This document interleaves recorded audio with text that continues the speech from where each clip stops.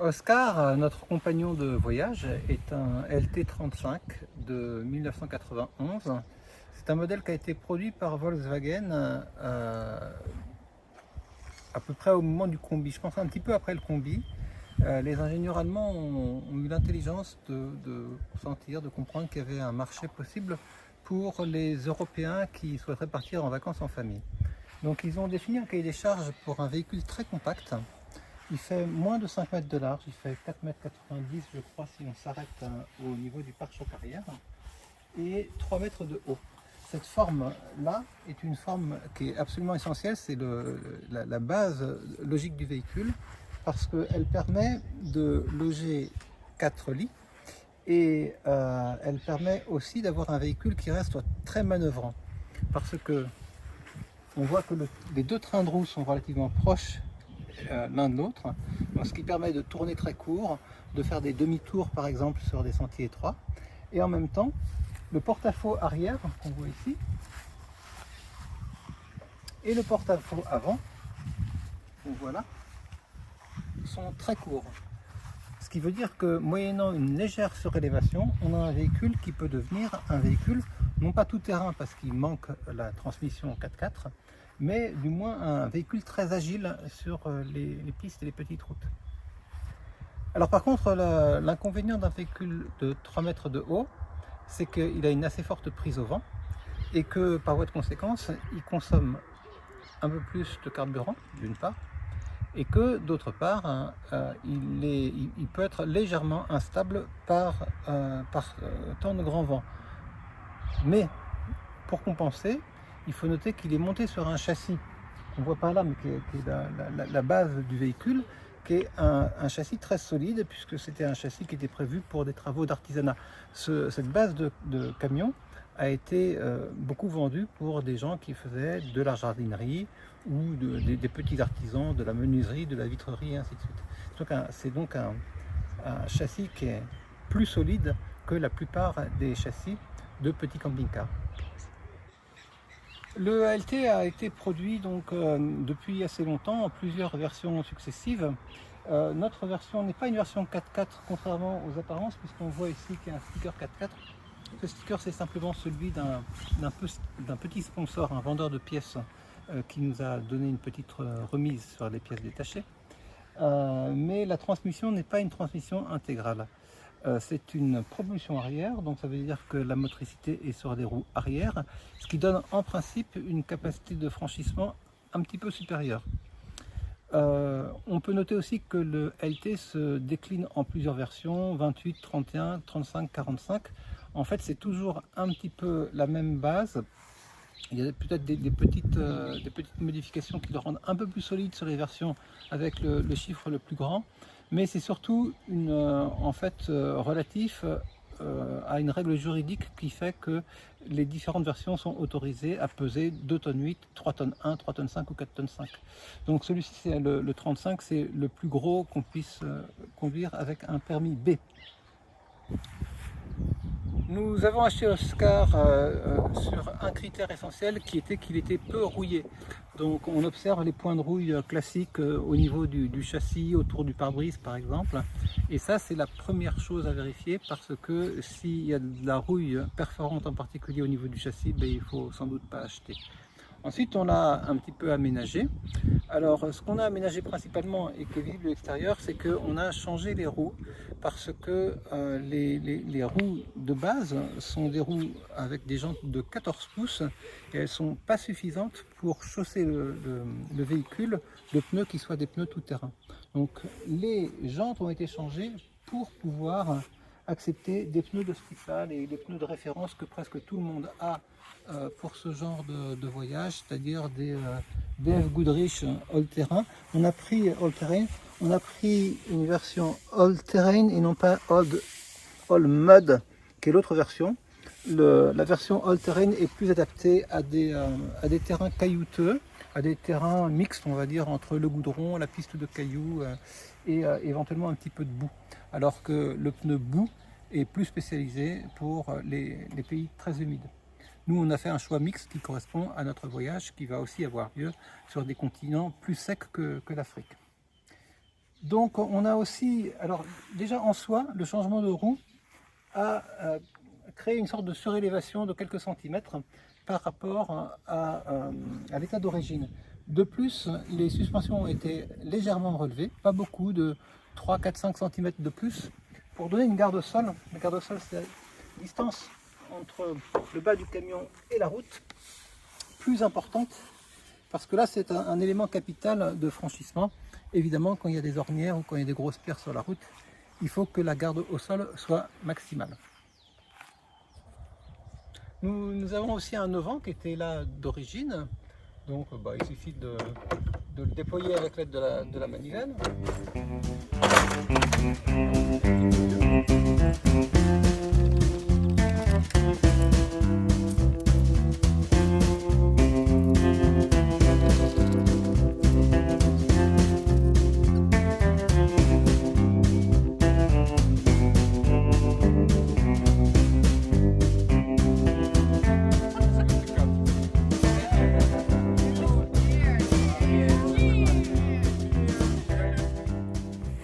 Bon, alors l'auvent, c'est un accessoire qu'on recommande vivement. Il permet d'augmenter sensiblement l'espace habitable, qui est quelque chose de très précieux quand on voyage en petit véhicule comme celui-là. Ensuite, sur l'arrière du camion, on a un ensemble d'accessoires qui ont été fixés tout simplement sur ce qui servait autrefois de porte-vélo. Donc nous, on a choisi de partir sans vélo, pensant qu'on en aurait trop peu d'usage. On a 2 plaques de désensablement qui sont de très bonnes plaques, donc type plastique inspiré des plaques australiennes, de type Maxtrax, même si ce ne sont pas des Maxtrax, simplement fixés par un jeu de sangle et d'antivol, très bon marché mais très fonctionnel, ça n'a jamais bougé, même sur les pistes les plus dures. On a 2 jerrycans, un qui est toujours vide en fait, presque toujours vide, qui servirait qu'en cas d'extrême urgence, c'est pour ça qu'on s'autorise à l'avoir posé horizontalement. Celui-ci en revanche est presque toujours mi-plein ou complètement plein en fonction des risques qu'on estime de tomber en panne d'essence. On a une petite caisse qui nous rajoute de l'espace de rangement pour des denrées peu précieuses.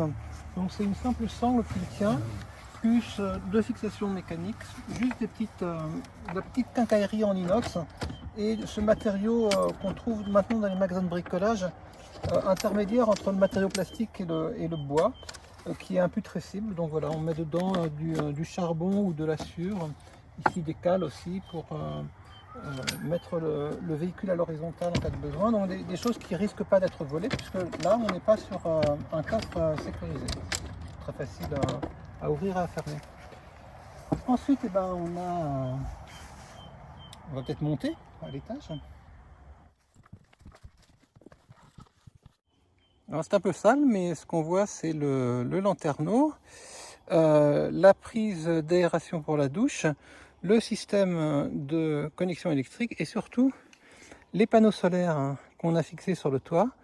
On a donc choisi d'avoir 400 watts de panneaux solaires flexibles, donc avec une efficacité sans doute un peu moindre que s'ils étaient rigides, mais avec une prise au vent pratiquement nulle et surtout, c'était la seule façon d'utiliser le toit de telle sorte qu'on ait une telle production électrique qui dépasse assez nettement nos besoins, ce qui fait qu'on a très peu besoin de stocker l'électricité puisqu'on a produit au fur et à mesure.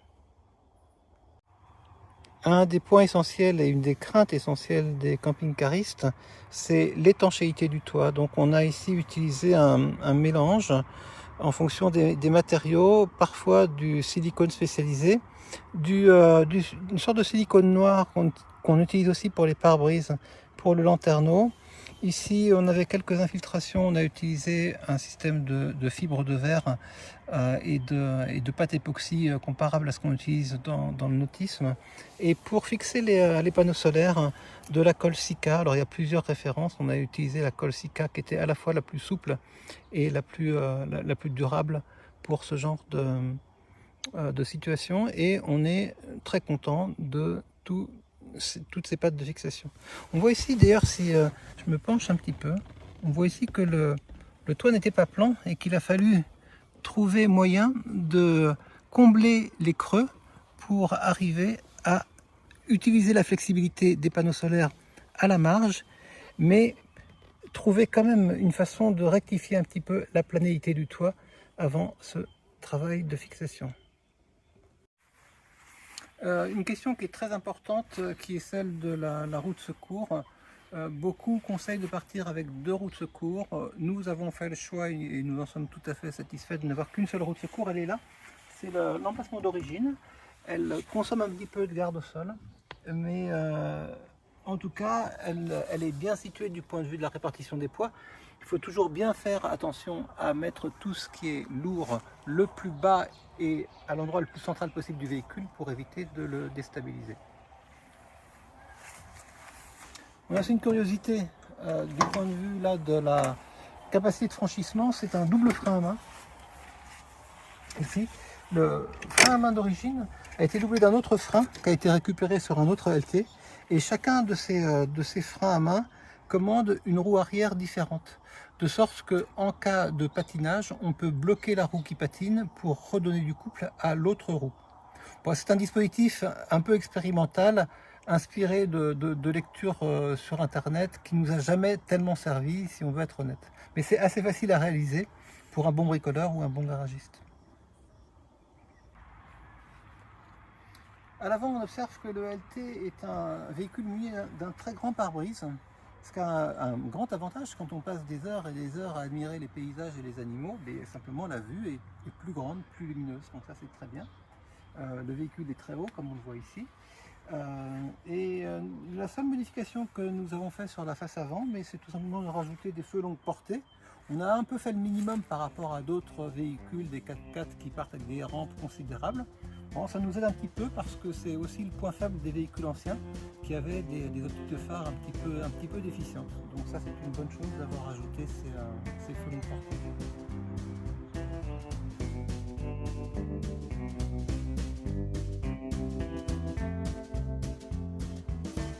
Un point important à vérifier donc pour les gens qui voudraient acheter un LT, c'est la rouille. Donc la rouille peut se loger par exemple sous le caoutchouc du pare-brise. Donc ça c'est important de vérifier à cet endroit-là. Un point important aussi, ce sont les gouttières qui sont ici. Nous avons eu la chance que le nôtre soit équipé d'une sorte de résine qui avait été coulée dans la gouttière et qui l'a complètement empêché de rouiller. Ça c'est important. Puis ensuite, évidemment, les bas de caisse et plutôt les parties structurantes du châssis, évidemment, doivent être autant que possible dépourvues de rouille. Bienvenue dans notre petite maison. Alors ici, vous avez le salon. Donc on a 2 banquettes, une table pour manger. C'est surtout pour quand on sera dans les pays froids. Pour l'instant, on mange quasiment tout le temps à l'extérieur. Et ici, on a une petite cuisine avec du gaz, l'évier. J'ai la chance d'avoir un très grand frigo. Alors là, il est vide parce qu'on est en période de confinement et on a tout mis dans l'hôtel du lodge, tout en commun dans le grand frigo là-bas. Donc on a quand même beaucoup de rangements. Ici, c'est tout ce qui est matériel de cuisine. Ici, un compartiment. Bon, je ne vais pas ouvrir à cause de la caméra, mais pour tout ce qui est épicerie.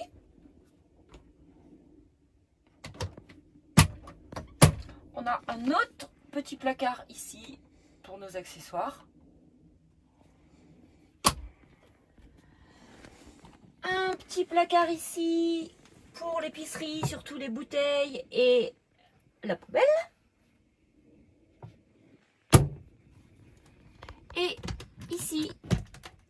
nos habits. Donc, mon côté, le côté de Manu, et ici, notre matériel de plongée et nos doudounes, enfin bon, tout ce qui est en commun dans ce placard-là. Ici, on a encore un placard pour tout ce qui est électronique. Le drone, le caméscope, les appareils photo, tous les cordons. Ici, on a la salle de bain, la salle de douche, avec, c'est quand même pas très grand, donc c'est pas facile, nos toilettes sèches, ici, la réserve de sûre en dessous,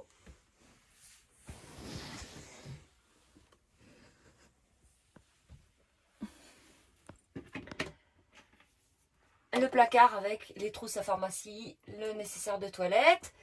Et ici, j'ai une petite étagère. Alors, malgré la tôle ondulée, il n'y a rien qui bouge.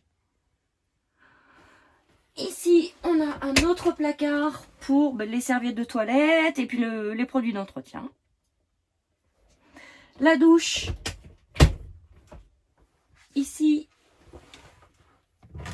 se tire. On ferme la porte et on peut se doucher ici. Alors, pour être honnête aussi, on ne l'a pas encore utilisé, tout simplement parce qu'on est quand même très souvent dans des campings. Et puis sinon, on a un système de douche extérieure. On peut sortir cette douche-là par la fenêtre et on peut sortir celle de la cuisine par l'autre fenêtre, ce qu'on a déjà fait de nombreuses fois. Oui. Donc quand on veut se doucher dehors, on tire le robinet de la cuisine, on ouvre cette fenêtre-là ou les portes extérieures, puisque ça nous fait plus d'espace et qu'on a un rideau. Et ça marche très bien aussi. Manu m'a mis plein de petites étagères très très pratiques, puisque ici j'ai toutes mes boîtes avec mon épicerie. De quoi ranger ici, toutes mes épices dans des petits pots. Une autre étagère ici. On en a une là et on en a une ici. Derrière, excessivement pratique, puisque c'est là que le soir on met nos appareils à brancher. Ici. Alors, ici c'est le petit tiroir de bricolage. Voilà. Et toutes les petites affaires de Manu. Et il m'a fait aussi quelque chose de très pratique. Un autre petit tiroir, parce qu'il restait de la petite place au-dessus du frigo. Donc, j'ai un petit tiroir découvert. Alors, dans Oscar, on a deux couchages. On a un couchage double ici et notre couchage habituel en haut, puisque c'est un lit qu'on tire. Je vais vous montrer comment on fait tout ça. Ici, un coffre dans lequel on range un peu d'épicerie en dessous et nos sacs à dos. Sous ces sacs, c'est la deuxième batterie, la batterie annexe. Ça, c'est la partie plus technique de Manu qui permet de brancher, je ne sais pas quoi. Sous les sacs, en fait, on a quand même quelque chose d'un peu plus important sur le plan technique, parce qu'on a non seulement la batterie annexe, on a également le système de chauffage à R+C, tout un ensemble de circuits électriques qui sont connectés, bon, je fais la grâce de tous les branchements, et surtout le ballon ici, qui est le ballon d'eau chaude alimenté par le gaz. Donc c'est un coffre technique assez complet. De l'autre côté, symétriquement, sous l'autre banquette, il y a un réservoir de 200 litres d'eau.